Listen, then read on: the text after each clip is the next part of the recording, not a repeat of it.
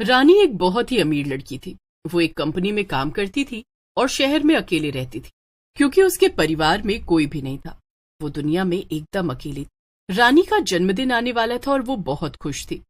इस बार तो मैं अपने जन्मदिन पर सारे ऑफिस को पार्टी दूंगी, सबको बुलाऊंगी और खूब पैसे खर्च करूंगी। वैसे भी मरने के बाद इतने पैसे लेकर थोड़ी जा सकती हो। ये सोचकर रानी ऑफिस में सबको बोल देती है, सुनो सुनो सुनो सब लोग, मेरे जन्मदिन में तुम सबको ही आना है। मैं सबको बहुत बड़ी पार्टी दूंगी और खूब खाने पीने का सामान भी रखवाऊंगी। तुम सबको मजा आ जाएगा। लेकिन रानी देखती है कि उसके ऑफिस के दोस्त ये सुनकर कुछ खुश नहीं थे। अरे तुम सबका मुंह इतना लटका क्यों है? तुम सब मेरी पार्टी की बात सुनकर खुश नहीं हुए क्या? एक आदमी जिसका नाम नरेश था रानी से कहता है, नहीं नहीं रानी, ऐसा कुछ नहीं है। वो दरअसल तुम तो जानती ही हो, जिस दिन तुम्हारा जन्मदिन होता है पूजा का जन्मदिन भी उसी दिन होता है, और तुमसे पहले वो हमें अपने जन्मदिन पर बुला चुकी है। पूजा का नाम सुनकर रानी आग बबूला हो जाती है। असल में रानी पूजा को बिल्कुल भी पसंद नहीं करती थी और पूजा ने तो अब रानी के जन्मदिन की पार्टी भी खराब कर दी थी। लेकिन रानी ठान लेती है कि वो ऑफिस के लोगों को अपनी ही पार्टी में बुलाएगी। अरे नहीं नहीं, तुम सब मेरे जन्मदिन की पार्टी में आना, मैंने खूब पैसे खर्च किए हैं। ये सुनकर सभी ऑफिस वाले सोच में पड़ जाते हैं। वो रानी से कह तो देते हैं कि वो उसकी पार्टी में आएंगे, लेकिन रानी के जन्मदिन के दिन वो सब पूजा की जन्मदिन की पार्टी में चले जाते हैं। उधर रानी होटल में सबका इंतजार कर रही थी। रानी ने एक बड़ा सा होटल बुक किया था और खूब पैसे खर्च करके वो वहीं पर पार्टी करने वाली थी। ओफो, कितनी देर हो गई, अभी तक कोई आया क्यों नहीं? कितनी तैयारियां करके बैठी हूं मैं, जल्दी से ये लोग आए तो मैं पार्टी शुरू करूं। रानी को बहुत गुस्सा आता है और फिर उसे ऑफिस के लोगों की बात याद आती है। अरे हाँ, आज ही तो उस पूजा का भी जन्मदिन है। कहीं ये सारे ऑफिस वाले वहीं तो नहीं नहीं नहीं, ऐसा नहीं हो सकता है। भला सबके सब वहां क्यों चले जाएंगे?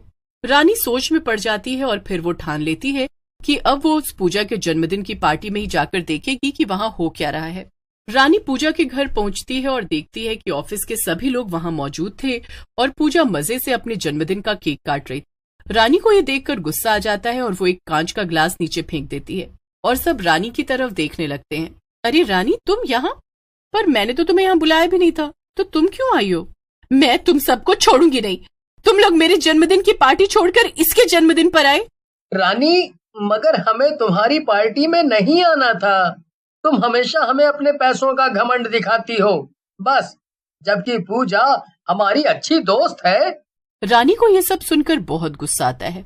ओह, तो अब मैं समझी, तुम सब तो असल में मेरे पैसे से जलते हो। मैंने पार्टी के लिए इतना बड़ा होटल बुक किया और इतना खर्चा किया, वो छोड़कर तुम यहाँ इसके छोटे से घर में पार्टी कर रहे हो।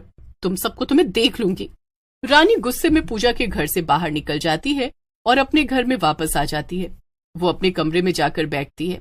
मेरे कितने पैसे बर्बाद हो गए, ये सब उस मनहूस पूजा और ऑफिस वालों की वजह से। नहीं, अब मैं उस ऑफिस में नहीं जाऊंगी जहां मेरी इतनी बेइज्जती हुई। लेकिन मैं उन्हें वहां भी काम नहीं करने दूंगी। उन सबको ऑफिस से निकलवा दूंगी, चाहे इसके लिए मुझे अपने सारे पैसे ही क्यों ना खर्च करने पड़े। पूजा गुस्से में ये सब सोच ही रही होती है कि उसे दूसरे कमरे से कुछ आवाज सुनाई देती है। ये क्या, मेरे घर में कोई और भी है क्या? ये आवाज कैसी? पूजा दूसरे कमरे में जाकर देखती है तो उसके पैरों तले जमीन खिसक जाती है। वहां पर दो चोर खड़े थे।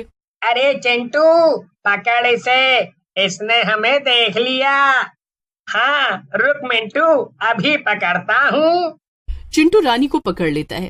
क्या? नहीं नहीं, छोड़ दो मुझे, छोड़ दो मुझे। तुम दोनों तो वही जाने माने चोर चिंटू मिंटू हो। हाँ हाँ, हम वही हैं। तूने तो हमें एक झटके में ही पहचान लिया लड़की। ये सुनकर रानी जोर जोर से चिल्लाने लगती है, बचाओ बचाओ, मेरे घर में चोर है। रानी को चिल्लाता हुआ देखकर मिंटू को गुस्सा आ जाता है और वो रानी को डराने के लिए चाकू निकालता है। चाकू देखते ही रानी मिंटू पर हमला कर देती है और गलती से चाकू रानी को ही लग जाता है। चिंटू मिंटू कमरे के अंदर बैग लेने जाते हैं और उधर रानी मरने के बाद एक चुड़ैल में बदल जाती है। ये क्या हो गया मेरे साथ? आज मेरा जन्मदिन था और मेरे जन्मदिन के ही दिन मेरे साथ सबने इतना बुरा किया। कोई मेरी पार्टी में नहीं आया तो किसी ने मुझे जान से ही मार दिया। लेकिन अब मैं किसी को नहीं छोड़ूंगी, एक एक को पकड़कर अच्छा। इतने में दोनों चोर सारा सामान इकट्ठा करके वहां वापस पहुंचते हैं और चुड़ैल को देखकर डर जाते हैं। चुड़ैल चिंटू मिंटू को पकड़ लेती है। वाकई में तू तो बड़ा समझदार है। हाँ मारूंगी तो मैं तुझे जरूर, लेकिन उससे पहले तुम दोनों मेरी मदद करोगे और मेरे साथ चलोगे, समझे? क्या साथ चलेंगे? मगर कहाँ? तुम्हारे पास कोई गाड़ी है? हाँ हाँ, हमारे पास एक ऑटो है। अरे वाह, तो चलो फिर, हमें किसी का जन्मदिन बिगाड़ना है। मिंटू और चिंटू कुछ समझ नहीं पाते, लेकिन उन्हें चुड़ैल को अपने ऑटो में बिठाना पड़ता है क्योंकि उनके पास कोई और रास्ता भी तो नहीं था। देखो, इस पते पर जाना है हमें, जल्दी चलो अब। और जब हम वहां पहुंच जाएंगे तो वहां जितने भी लोग मौजूद हैं, हम उन सबको खूब परेशान करेंगे। तो चलो फिर। थोड़ी ही देर में मिंटू, चिंटू और चुड़ैल पूजा के घर के बाहर पहुंच जाते हैं। वहां अभी भी पार्टी चल रही थी और घर के अंदर से जोर जोर से गानों की आवाजें आ रही थी। चुड़ैल चिंटू मिंटू को लेकर अंदर जाती है। अंदर उसके ऑफिस के सभी लोग नाच रहे थे और खा पी रहे थे। अचानक से चुड़ैल जादू करती है और गाने बजने बंद हो जाते हैं। इसके बाद पार्टी में मौजूद सभी लोग हवा में उड़ने लगते हैं। बचाओ बचाओ, ये क्या हो रहा है? ये हम हवा में अपने आप कैसे उड़ रहे हैं? अपने आप नहीं उड़ रहे हो, मैं उड़ा रही हूँ। अचानक से चुड़ैल सबको जमीन पर गिरा देती है। आधे लोग तो चुड़ैल को देखते ही वहां से भागने की कोशिश करने लगते हैं, लेकिन चिंटू मिंटू सभी दरवाजे बंद कर देते हैं और किसी को बाहर नहीं जाने देते। अब मेरी इजाजत के बिना यहाँ से कोई बाहर नहीं जाएगा। अब मैं यहाँ मौजूद एक एक की खबर लूंगी। मगर हमने तुम्हारा क्या बिगाड़ा है? बहुत कुछ। शायद तुमने मुझे अब तक पहचाना नहीं, लेकिन मैं रानी हूँ, जिसके जन्मदिन की पार्टी में तुम में से कोई नहीं आया और तुम सब ने मुझे धोखा दिया। सभी लोग ये सब सुनकर बहुत डर जाते हैं।